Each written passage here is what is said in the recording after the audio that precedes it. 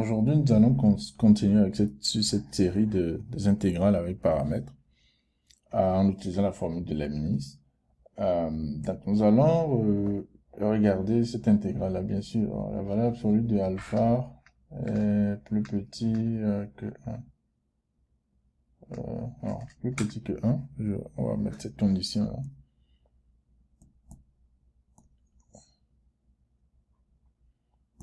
Donc, c'est la valeur absolue de alpha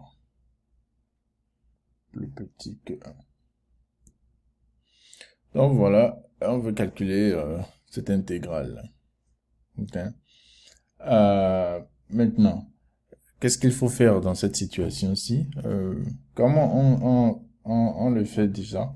On va utiliser la formule de Leibniz. D'abord, il faut noter que bien sûr, cette intégrale, c'est une intégrale impropre, hein, parce que quand vous êtes en la fonction de x ici, ça diverge. Néanmoins, quand vous regardez en alpha, il n'y a pas de problème proprement dit si vous étudiez cette fonction en étant qu'une fonction de alpha. Donc, je vais poser ceci, c'est comme un i de alpha. Ok, égal à ceci. Il n'y a pas de problème. Donc, on peut toujours utiliser notre formule de Leibniz. Ok. Donc, ceci, c'est intéressant. Parce que les exemples que je vous donnais, la borne, c'était toujours de 0 à plus infini. Mais cet exemple, c'est pour vous montrer que les bornes, ça peut être, on peut avoir des bornes finies. Donc, qu'est-ce qu'il faut faire? Nous allons toujours faire ce qu'on a l'habitude de faire. Donc, on va faire i' de alpha, puisque ça ne dépend que de alpha. Je peux faire ça. Donc, qu'est-ce que ça nous donne, en fait? Ça nous donne ceci. Euh, ça nous donne, vous dérivez ceci par rapport à, donc vous aurez un x au carré ici, puisque c'est ln, rappelez-vous que ln de f de x, donc, le tout prime, en fait, ça fait f' de x divisé par f de x. Donc, on va faire ça. En faisant ça, qu'est-ce que vous aurez? Vous dérivez ce qui est à l'intérieur ici par rapport à x. Donc, vous aurez maintenant, vous aurez un 2, par rapport à alpha plutôt. Donc, vous aurez moins 2 alpha, que je vais faire sortir. OK.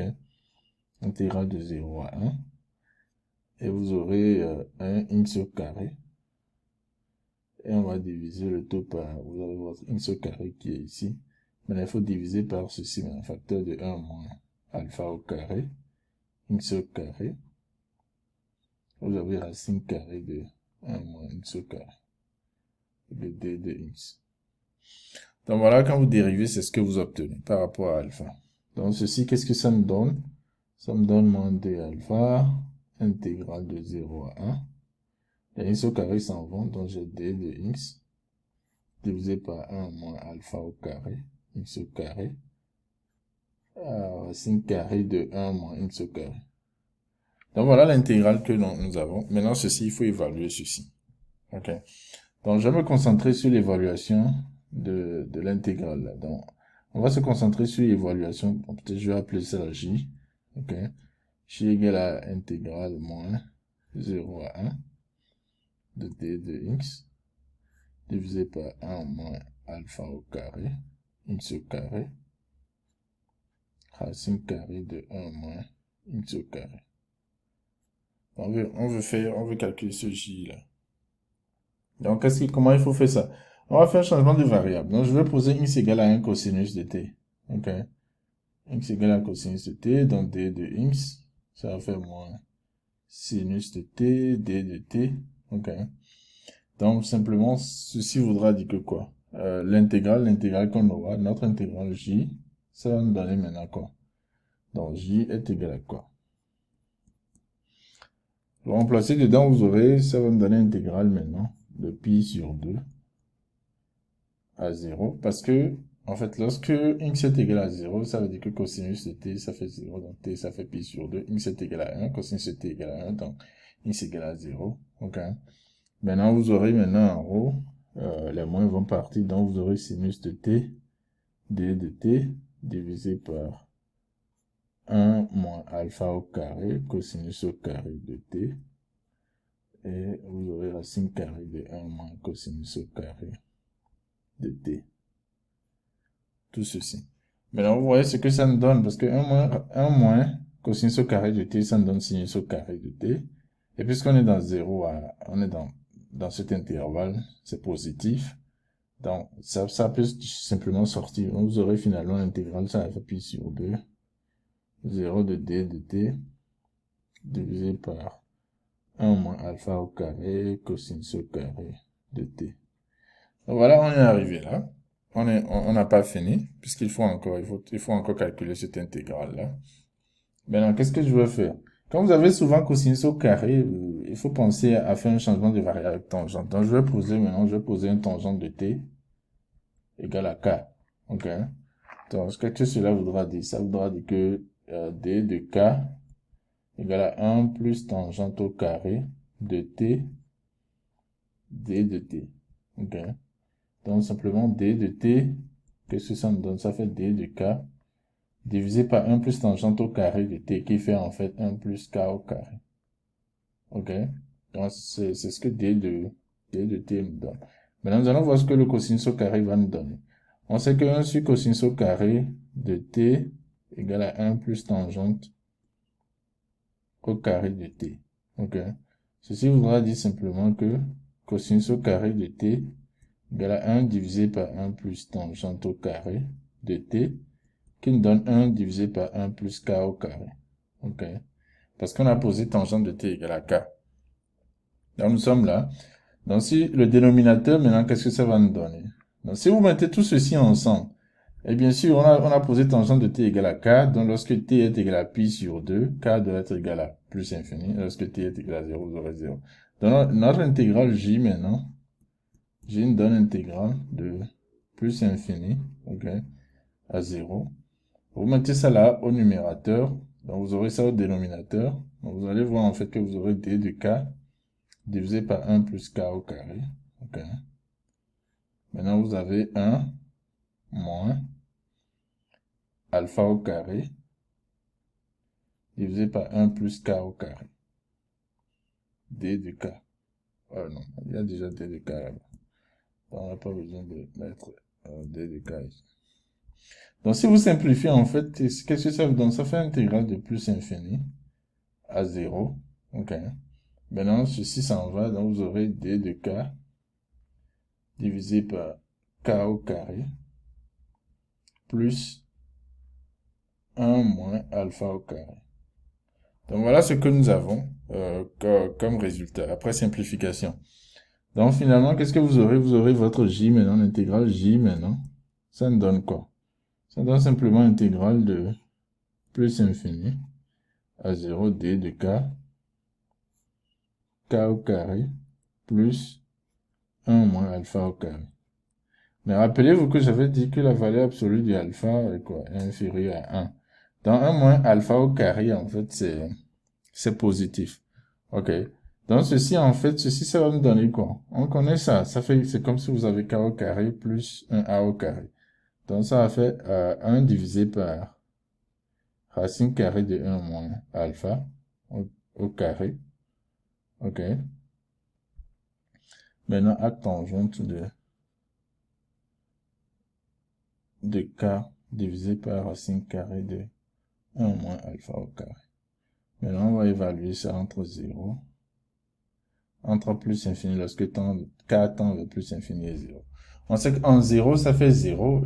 Lorsque k tend vers plus infini, tout ceci tend vers aussi vers plus infini parce que ceci est positif. Donc, acte tangente va tendre vers pi sur 2. Donc, finalement, vous aurez moins pi sur 2. Ok. 1 sur racine carrée de 1 moins alpha au carré. Donc, voilà ce que j vous donne. Notre intégrale j qu'on a définie, cette intégrale qu'on a appelée j, c'est ce que ça nous donne. Ok. Ça veut dire que i' de alpha, c'est quoi i' de alpha? Donc, i' de alpha maintenant, ça me donne pi, parce qu'il faut multiplier ceci par 2 alpha en fait. Donc, i' de alpha, ça va faire pi, ok, facteur de moins alpha divisé par racine carrée de 1 moins alpha au carré. Maintenant, regardez bien ce qui est ici. Donc, i de alpha, c'est quoi i de alpha?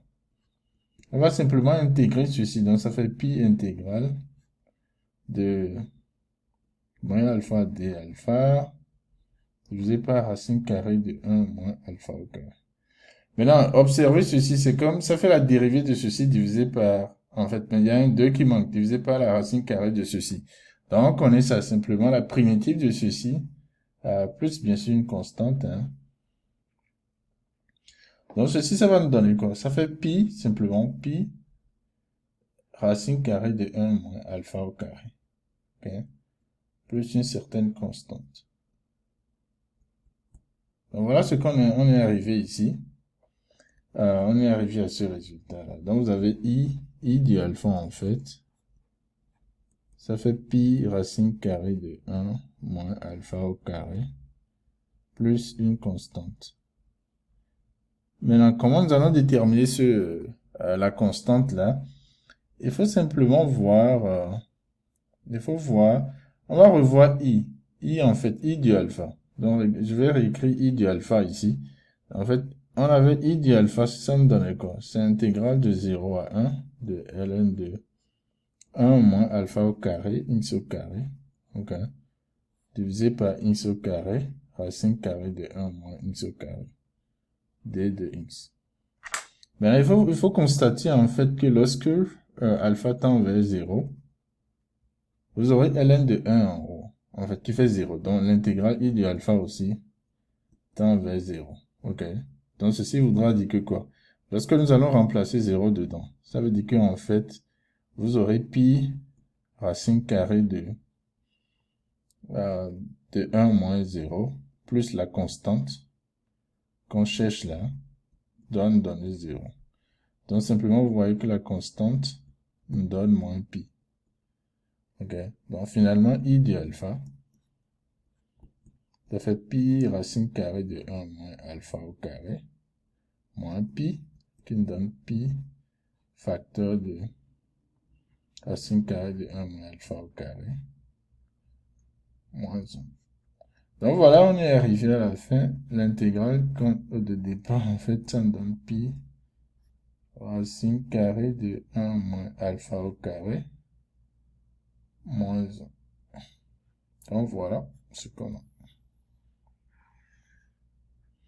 Donc voilà un peu la formule de Leibniz. C'est une formule très puissante. Et ça va vous aider à calculer assez d'intégrales qui dépendent d'un paramètre. Et dans la suite, même si l'intégrale ne dépend pas, supposons qu'on vous avait donné, on vous donnait une intégrale comme ça, 0 à 1 de ln de 1 moins x au carré divisé par x au carré, 1 moins x au carré. Vous pouvez utiliser cette méthode-là et à la fin, vous prenez simplement alpha égale à 1. Donc, vous voyez un peu, vous allez arriver... donc, vous pouvez créer votre alpha au carré ici. Après, vous tendez ça vers 1 et vous aurez la réponse. Donc, voilà un peu, comment il faut procéder pour calculer cette intégrale. Donc, finalement, on est arrivé au résultat que notre intégrale que nous avons ici, en fait, ça nous donne, ça fait pi facteur de racine carrée de 1 moins alpha au carré, le tout moins 1. Donc, voilà ce qu'on trouve comme réponse. J'espère que c'est clair pour tout le monde. Si vous avez aimé cette vidéo, partagez, aimez, laissez-moi des commentaires. Et si vous